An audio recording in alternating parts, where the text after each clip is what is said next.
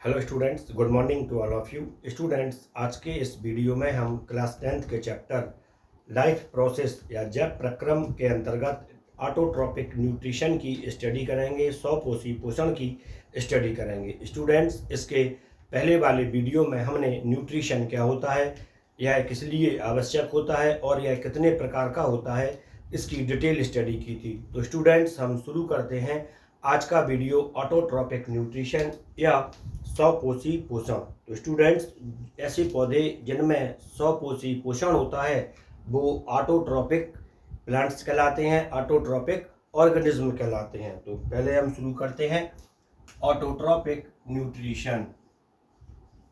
यहाँ पर क्वेश्चन आता है कि ऑटोट्रॉपिक इस शब्द का अर्थ क्या होता है। तो स्टूडेंट्स, ऑटोट्रॉपिक शब्द वास्तव में दो शब्दों से मिलकर बना है।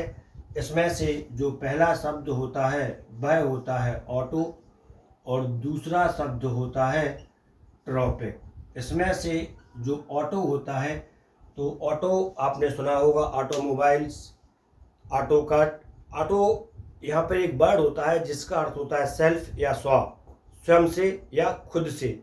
तो ऑटो इसका अर्थ होता है सेल्फ और ट्रॉपिक का अर्थ होता है नरिश माने पोषित करना, अपने आप को पोषण प्रदान करना। या सरल शब्दों में हम बोल सकते हैं कि ट्रॉपिक का सामान्य अर्थ होता है फूड, अर्थात वे ऑर्गेनिज्म जो अपना फूड स्वयं बनाते हैं, सेल्फ प्रिपेयर्ड करते हैं, ऑटोट्रॉपिक ऑर्गेनिज्म कहलाते हैं या स्वपोषी जीव कहलाते हैं, ऑटोट्रॉपिक ऑर्गेनिज्म। तो स्टूडेंट्स, अभी आपके लिए ऑटोट्रॉपिक ऑर्गेनिज्म क्या होते हैं या स्वपोषी जीव क्या होते हैं, इसका एक सामान्य अर्थ समझ में आ गया है। अब यहाँ पर क्वेश्चन आता है कि स्वपोषी जीव को हम किस प्रकार से परिभाषित कर सकते हैं। तो इसका सिंपल आंसर होता है कि वे जीव जो अपना भोजन स्वयं बनाते हैं ऑटोट्रॉपिक ऑर्गेनिज्म कहलाते हैं।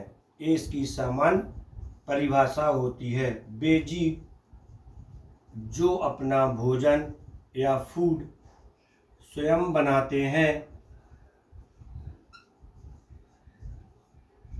वे जीव जो अपना भोजन स्वयं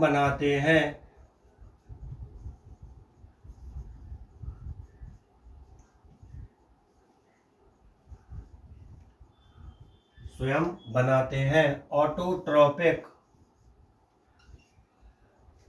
ऑर्गेनिज्म कहलाते हैं। ऑटोट्रॉपिक ऑर्गेनिज्म कहलाते हैं और इस घटना को स्वपोषण कहते हैं। इस घटना को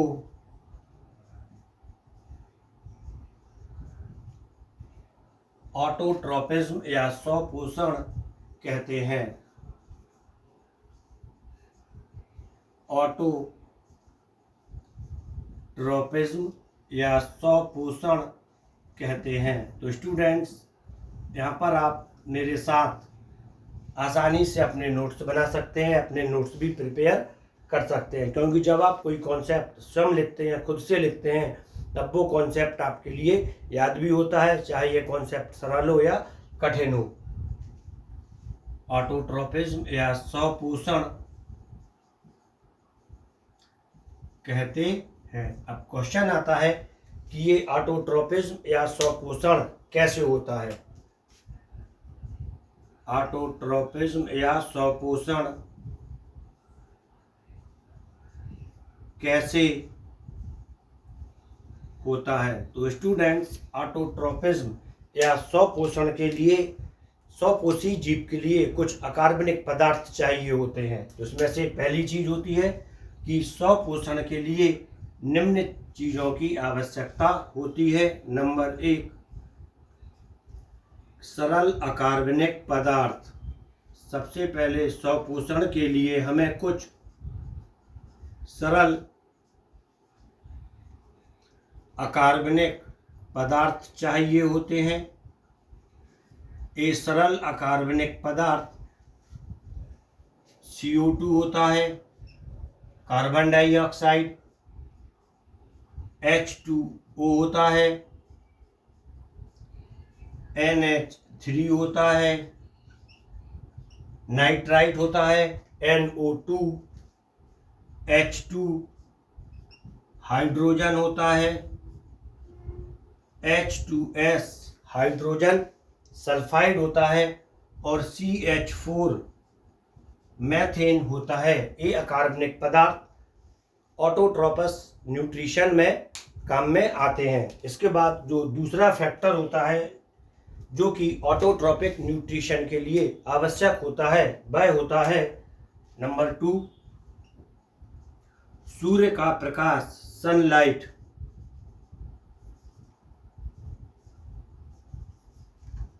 सनलाइट या सूर्य का प्रकाश। सूर्य का प्रकाश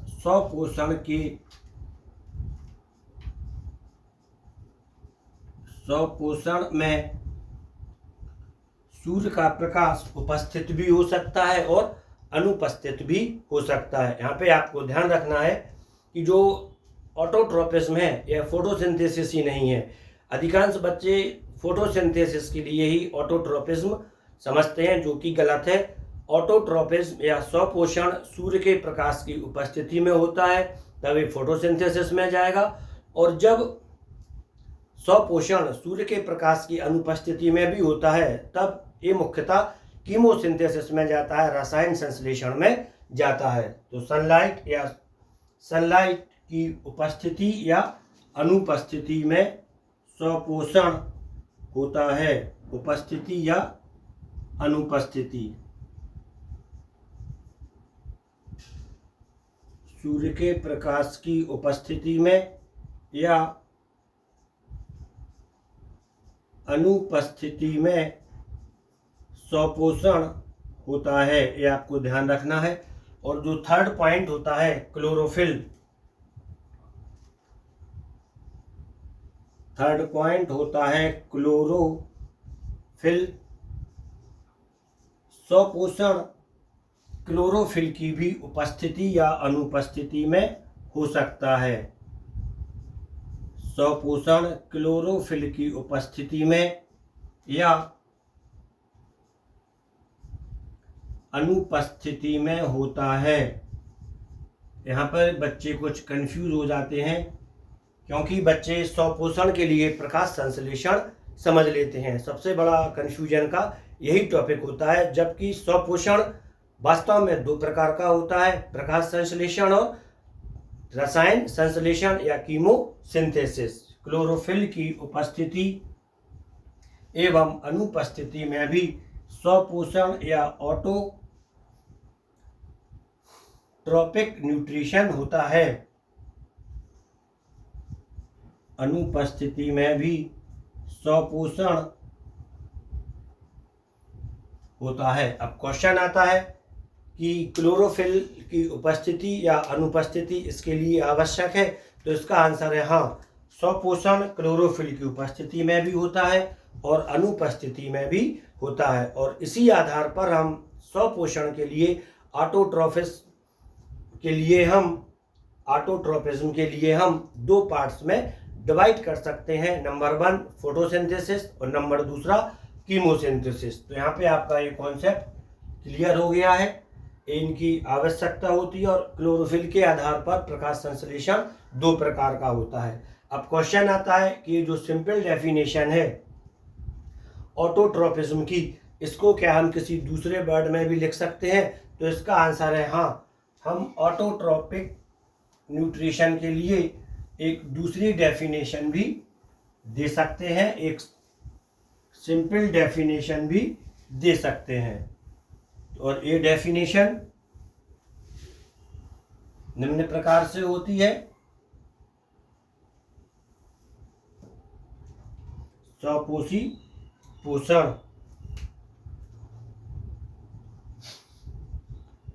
वह पोषण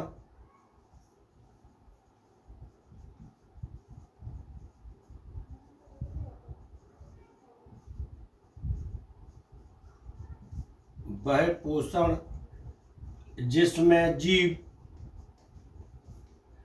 में एनिमल और प्लांट दोनों आ जाते हैं, जिसमें जीव सूर्य के प्रकाश की उपस्थिति में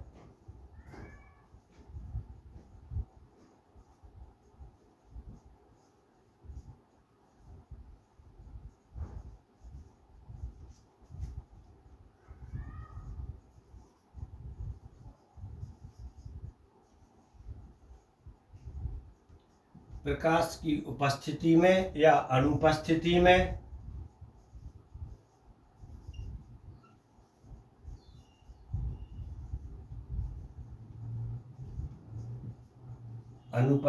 में या क्लोरोफिल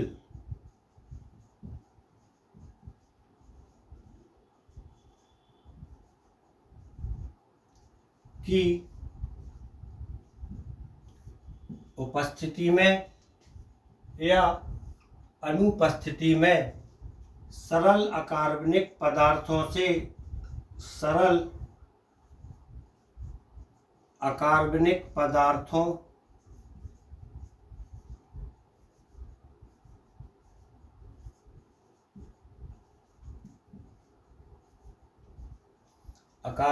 पदार्थों के ऑक्सीकरण से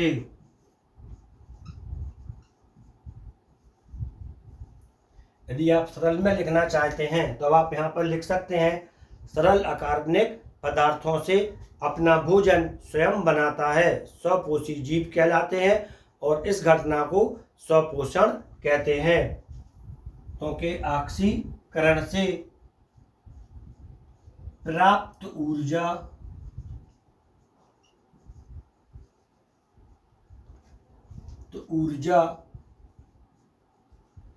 का प्रयोग करके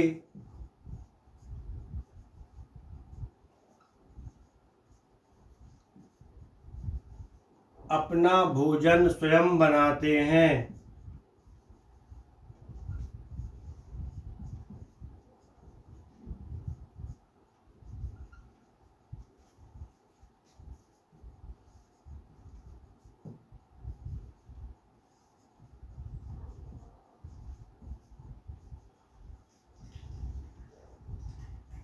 स्वयं बनाते हैं, स्वपोषी जीव कहलाते हैं, ऑटोट्रॉपिक ऑर्गेनिज्म कहलाते हैं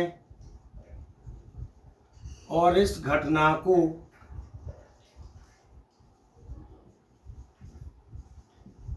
जीव कहलाते हैं और इस घटना को स्वपोषण कहते हैं। यह इसकी सिंपल डेफिनेशन हो जाती है।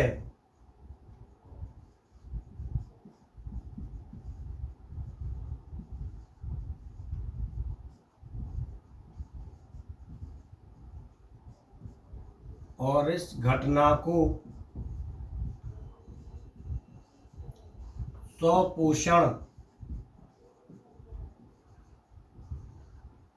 ऑटोट्रॉपस न्यूट्रिशन कहते हैं, स्वपोषण कहते हैं। तो स्टूडेंट्स यह स्वपोषण की डेफिनेशन हो जाती है। इसके बाद क्वेश्चन आता है कि स्वपोषण कितने प्रकार का होता है। जब आप स्वपोषण के प्रकार पढ़ते हैं तब आपको ये डेफिनेशन और भी ज़्यादा क्लियर हो जाती है। ऐसे में सुनने में कुछ अलग सा लगता है कि सूर्य के प्रकाश की उपस्थिति में, अनुपस्थिति में, क्लोरोफिल की उपस्थिति में और अनुपस्थिति में। तो उसके बाद टाइप्स या प्रकार, टाइप्स ऑफ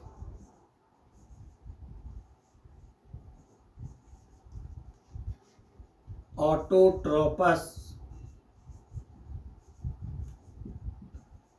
ट्रोपस की जगह यहाँ पर लिख देते हैं ऑटोट्रोपिक न्यूट्रिशन, स्वपोषण के प्रकार। स्वपोषी पोषण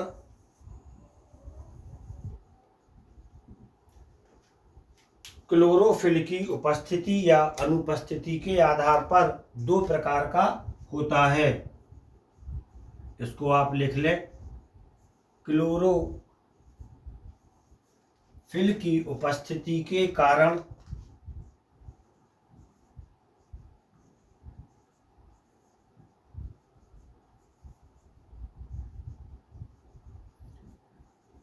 के आधार पर दो प्रकार का होता है। नंबर 1, फोटोसिंथेटिक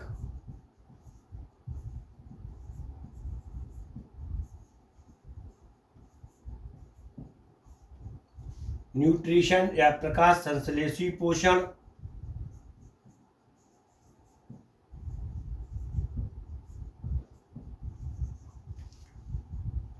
इन्हें कहते हैं फोटो ऑटोट्रोप्स।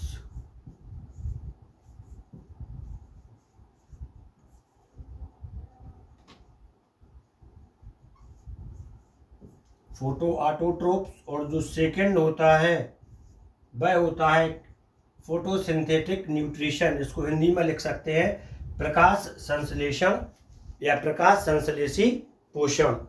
दूसरा होता है कीमोसिंथेटिक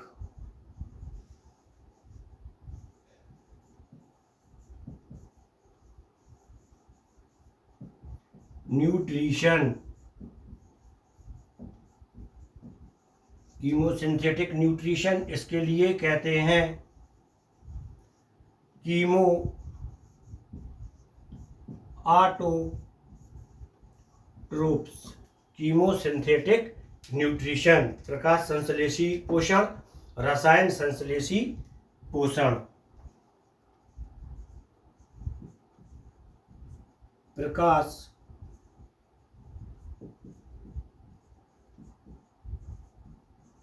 संश्लेषी पोषण और रसायन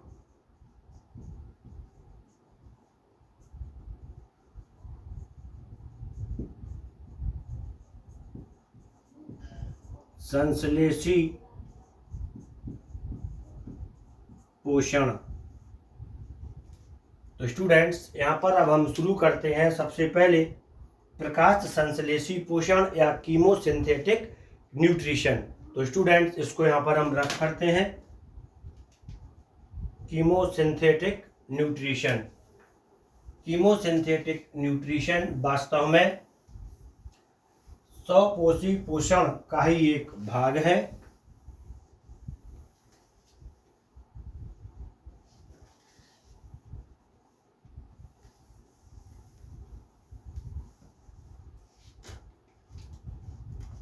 कीमो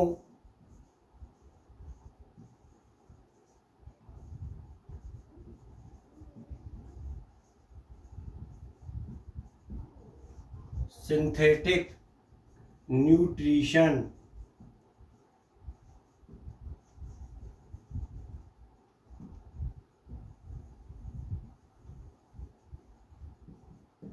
कीमोसिंथेटिक न्यूट्रिशन। तो इसमें जो वर्ड आता है, सबसे पहले आता है कीमो। तो कीमो एक केमिकल के लिए आता है, रसायन के लिए आता है। कीमो इसका मतलब होता है केमिकल्स। और सिंथेटिक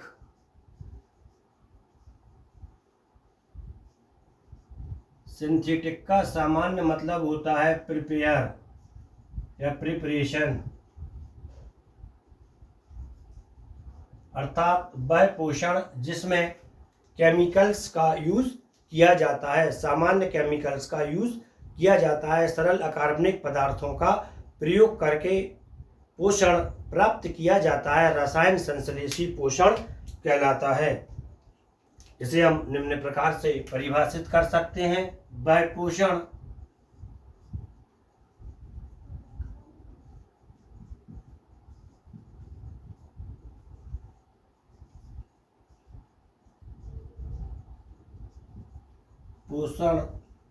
जिसमें जीव सरल अकार्बनिक पदार्थों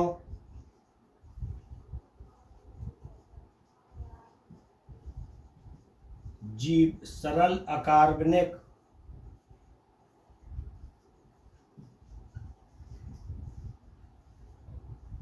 अकार्बनिक पदार्थों के ऑक्सीकरण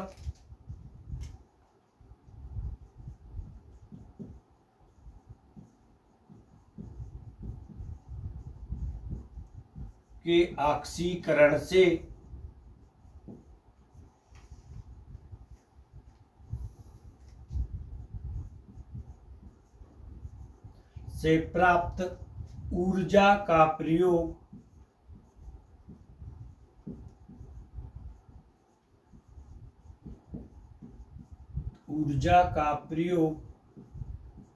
करके अपना भोजन स्वयं बनाता है।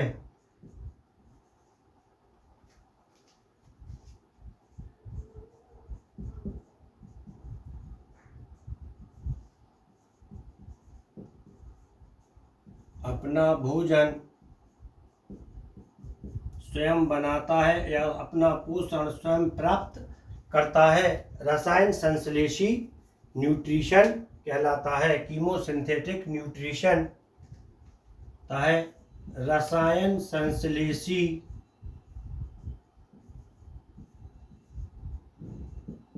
जीव कहलाता है।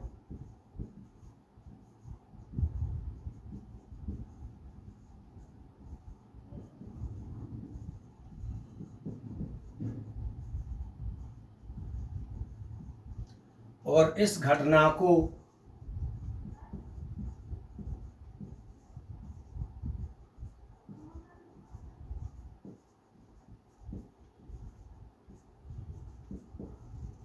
संश्लेषी जीव कहलाता है और इस घटना को रसायन संश्लेषी पोषण कहते हैं।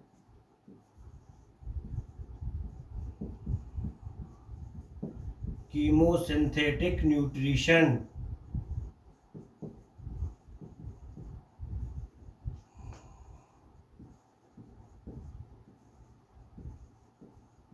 या इसकी सिंपल डेफिनेशन हो जाती है। रसायन संश्लेषी पोषण या यह पोषण सनलाइट की उपस्थिति या अनुपस्थिति दोनों में होता है।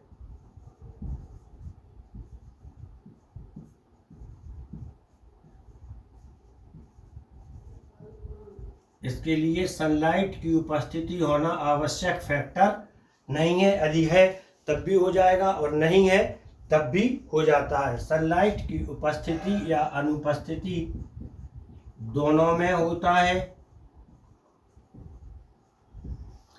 और इसके लिए क्लोरोफिल की आवश्यकता नहीं होती है।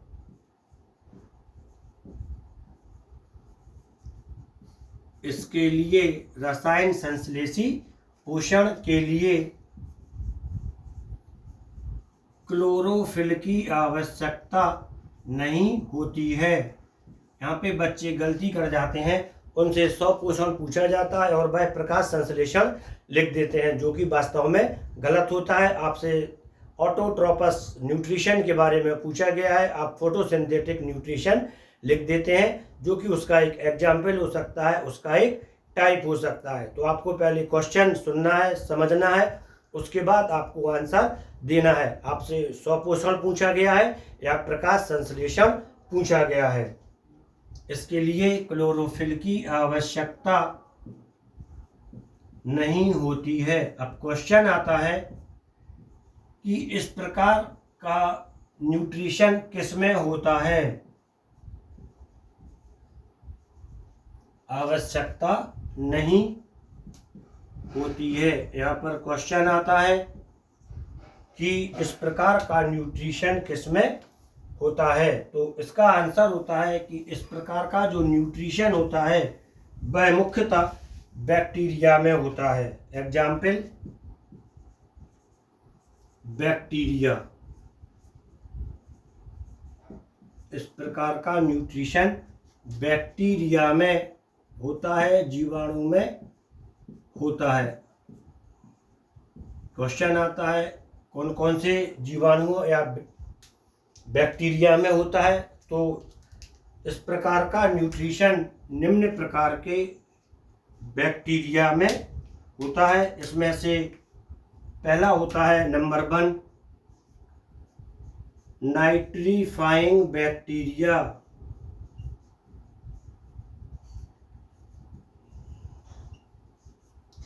Nitrifying bacteria.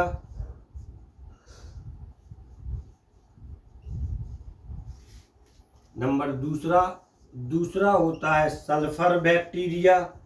आप इसको हिंदी में भी लिख सकते हैं सल्फर बैक्टीरिया या सल्फर जीवाणु। Sulphur bacteria. Number 3 hydrogen bacteria.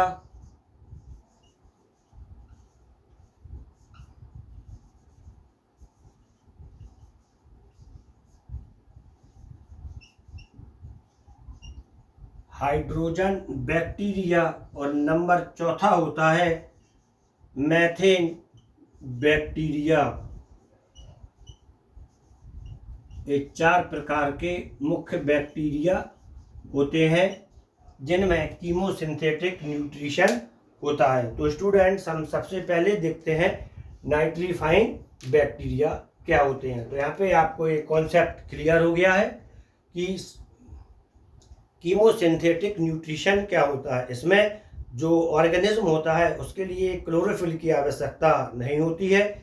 और दूसरी बात जो उसमें आती है कि इसके लिए सनलाइट या सूर्य के प्रकाश की उपस्थिति एक आवश्यक फैक्टर नहीं है, एक आवश्यक शर्त नहीं होती है। तो यहाँ तक आपका ये कॉन्सेप्ट क्लियर हो जाता है। इसके बाद नाइट्रीफाइंग बैक्टीरिया क्या होता है, अब हम इसकी स्टडी यहाँ पर करेंगे। Nitrifying bacteria.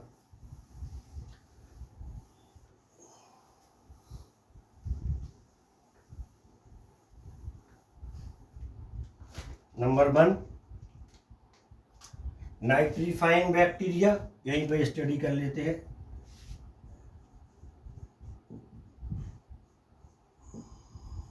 नाइट्रीकारक जीवाणु। Nitrifying bacteria. क्वेश्चन आता है कि ये नाइट्रीफाइंग बैक्टीरिया होते क्या हैं। तो सिंपल सा आंसर होता है वे बैक्टीरिया जो NH3 अमोनिया व NO2 नाइट्राइट का ऑक्सीकरण करते हैं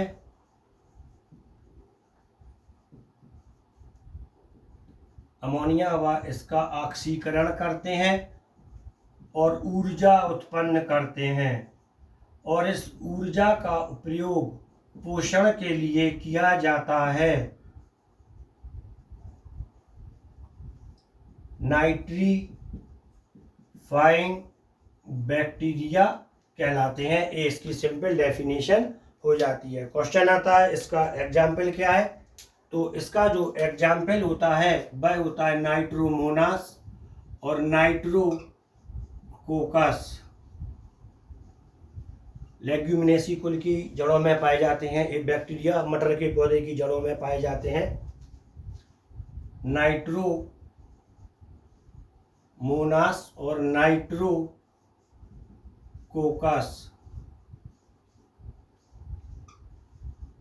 ये बैक्टीरिया नाइट्रीफाइंग बैक्टीरिया होते हैं। इसके बाद दूसरा एग्जाम्पल इसमें आता है सल्फर बैक्टीरिया। तो सल्फर बैक्टीरिया क्या होते हैं।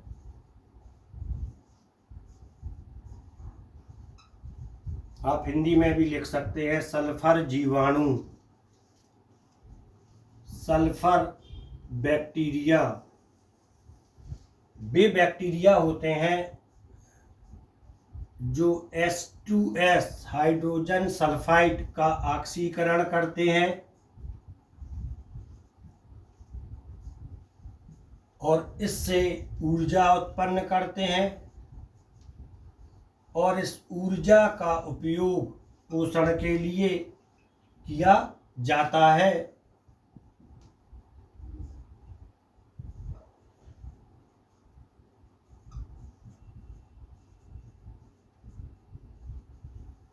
सल्फर बैक्टीरिया कहलाते हैं। ये H2S के ऑक्सीकरण से एनर्जी प्राप्त कर लेते हैं, जबकि फोटोसिंथेसिस में सिर्फ CO2 और H2O से आता है। तो यहाँ पर आपका कॉन्सेप्ट क्लियर हो जाता है कि स्वपोषण अलग चीज़ है और प्रकाश संश्लेषण अलग चीज़ है। और जो अकार्बनिक पदार्थ जिनका यूज स्वपोषण में होता है, ये CO2 और H2O के अलावा NH3, NO2, H2S, हाइड्रोजन और CH4 भी हैं।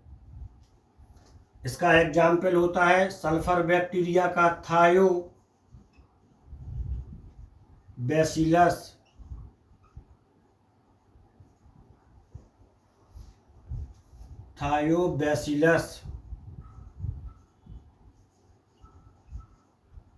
थायोबैसिलस।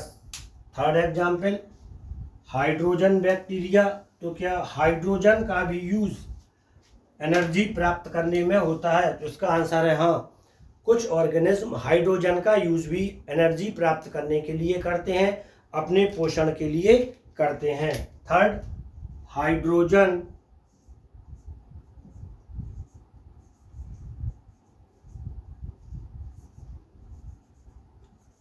बैक्टीरिया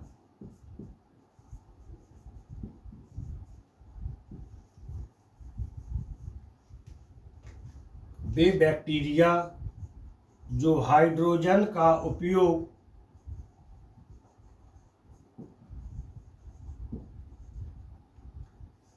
ऊर्जा प्राप्त करने में करते हैं। वे बैक्टीरिया जो हाइड्रोजन के ऑक्सीकरण से ऊर्जा प्राप्त करते हैं और इस ऊर्जा का उपयोग पोषण के लिए करते हैं, हाइड्रोजन बैक्टीरिया कहलाते हैं। प्रमुख हाइड्रोजन बैक्टीरिया होता है हाइड्रो, इसका एग्जाम्पल हाइड्रोजीनोबैक्टर,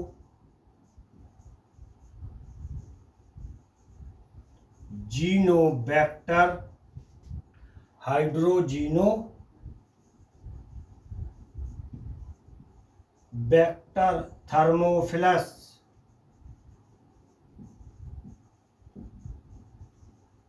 हाइड्रोजीनोबैक्टर थर्मोफिलस नामक बैक्टीरिया का यूज हाइड्रोजन बैक्टीरिया में होता है, या ये इसका एग्जाम्पल होता है। थर्ड, इसके बाद फोर्थ था मैथेन बैक्टीरिया, इसको रफ करते हैं। और फोर्थ है मैथेन बैक्टीरिया। मैथेन का यूज भी होता है, तो इसका आंसर है हाँ। यदि आपने ओपेरेन हाइपोथेसिस की स्टडी की है तो वहाँ पे हाइड्रोजन, ये सारे पदार्थ उसमें लिए गए थे ओपेरेन के प्रयोग में, और इसी से कोइसरबेट्स उत्पन्न हुए थे जो कि आदि जीव थे, प्रिमिटिव ऑर्गेनिज्म थे, और जिन्होंने अपना पोषण इसी प्रकार से प्राप्त किया था। ये आपका कॉन्सेप्ट क्लियर होता है। मैथेन बैक्टीरिया,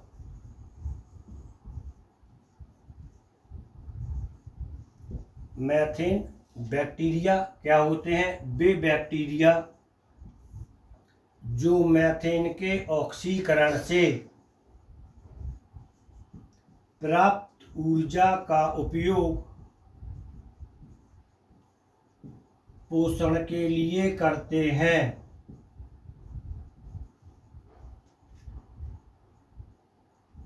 मैथेन बैक्टीरिया कहलाते हैं। एग्जाम्पल मैथेनोकोकस,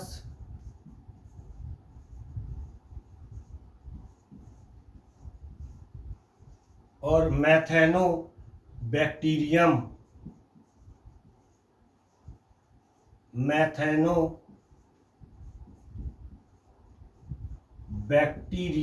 ये मैथेन बैक्टीरिया हैं। तो स्टूडेंट्स, यहाँ आपने ऑटोट्रोपिक न्यूट्रिशन के अंतर्गत कीमोसिंथेटिक न्यूट्रिशन क्या होता है इसकी डिटेल स्टडी कर ली है। यह कैसे होता है, कौन से बैक्टीरिया के द्वारा होता है, इन सारे के एग्जाम्पल भी आपने पढ़ लिए हैं। इससे आपके कॉन्सेप्ट क्लियर होते हैं और डिफरेंट कॉम्पिटिशन्स के लिए आपका फाउंडेशन भी क्लियर होता है। इसके अगले वीडियो में हम फोटोसिंथेसिस या फोटोट्रोपस न्यूट्रिशन क्या होता है यह किस प्रकार से होता है इसकी डिटेल स्टडी करेंगे। वो वाला वीडियो भी आपके लिए काफ़ी इम्पोर्टेंट रहेगा। तो स्टूडेंट्स, आप इस चैनल के लिए सब्सक्राइब कर लें, वीडियो के लिए लाइक कर लें, जिससे कि आपका कोई भी वीडियो छूटे नहीं, आपके कॉन्सेप्ट लगातार क्लियर होते जाएं। Thank you.